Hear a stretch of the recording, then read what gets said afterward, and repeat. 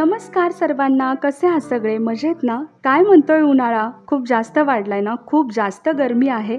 त्यामुळे सर्वांनी स्वतःची आणि घरच्यांची काळजी घ्या. या तापत्या उन्हामध्ये मी आज बनवते मेथीची भाजी.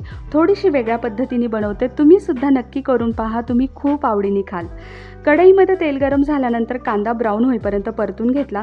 त्यानंतर मी वाटण टाकलं. त्यामध्ये आपण हिरवी मिरची, लसूण आणि टोमॅटो एकत्र बारीक करून घेतलं होतं. छान तेल सुटेपर्यंत परतून घेतलं. त्यानंतर मेथीची भाजी टाकून घेतली.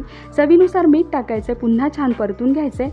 अर्धी भाजी शिजत आली की मग आपण यामध्ये शेंगाचा कूट टाकणार आहोत. शेंगाचा कूट टाकून झाल्यानंतर आपल्याला मंद आचेवरती ही भाजी शिजवून घ्यायची.